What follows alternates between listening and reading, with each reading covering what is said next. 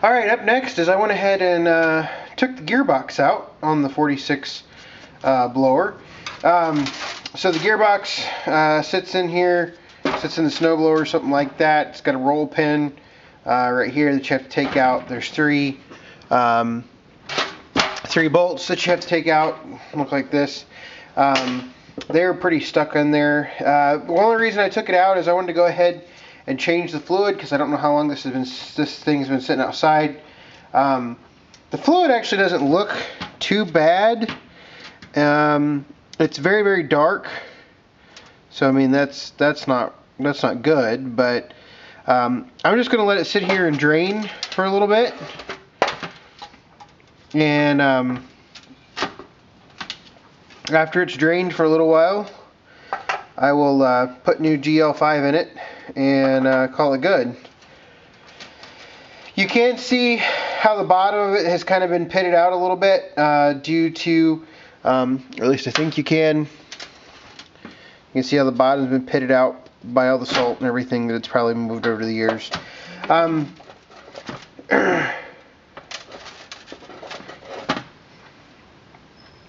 So anyway, I'll let it sit here and drain for a little bit, and then I don't want to take it apart or anything, so I'm just going to let it sit here and drain.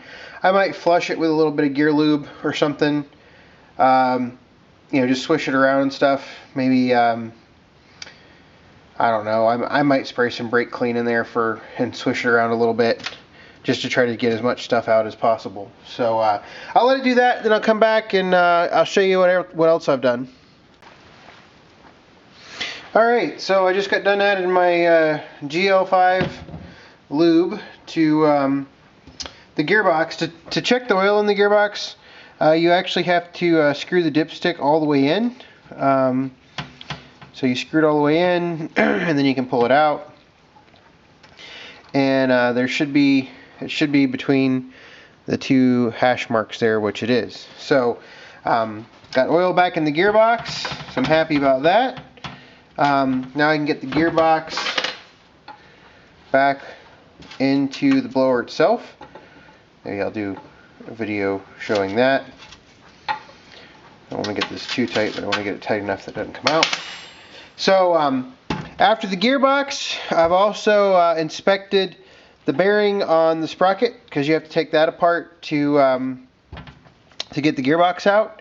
So I've inspected that, and then the only other thing I have left to do is the yoke in between the two drive shafts. So this is the yoke I was talking about.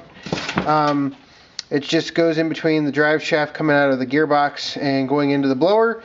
It has probably been greased very, very little based on appearances. It is all nice and tight and everything, so I got some spiders in it, stuff like that. I'll go ahead and clean it up, get some grease in it, and then I will put everything back together, and I'll show you how I do that. So I think we're making pretty good progress on all of this. Alright, so starting to put everything back together. Obviously you can see the drive shaft is missing there. I've got the bolts holding, it's not tightened down or anything, but here's the gearbox. The regular drive shaft goes right here, the implement drive shaft, and then you've got what will eventually be this U-joint right here, and then this drive shaft along with the sprocket will mount right here in that location. So I'm going to put everything back together along with all the guards and shields and everything, and put it all back together and see if I like how it sounds. It should sound a little bit better, not quite as grainy and gritty. I'll probably also go ahead and clean the chain up before I do it. So yeah, once I put it back together, I'll show you everything that I did. I didn't video quite a bit of this because it was kind of boring.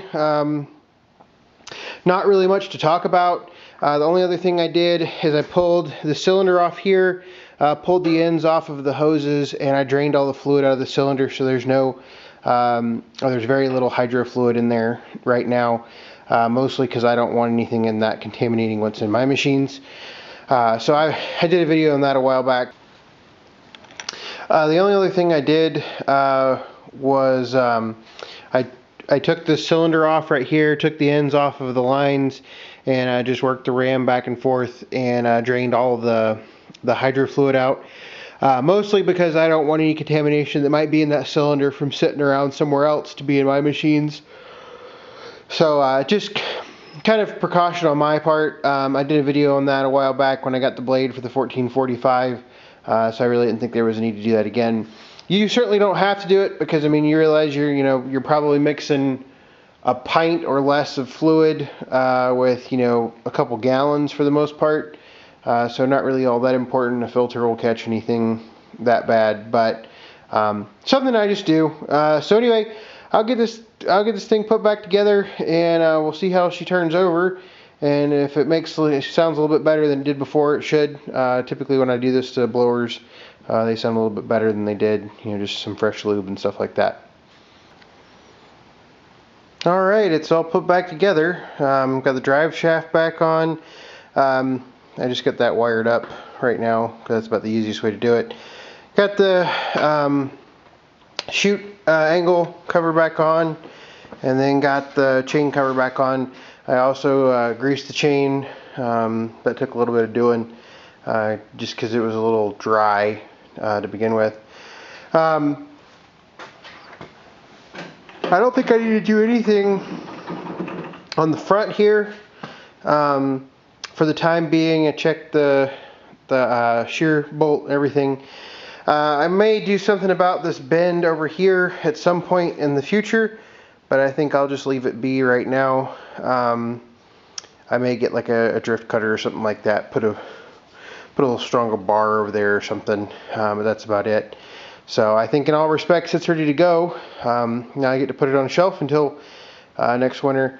Although I think what I might do is I'll put it on the front of the X and just turn it on, see how it spins up and everything. See if there's anything that I don't want to hear that makes an appearance.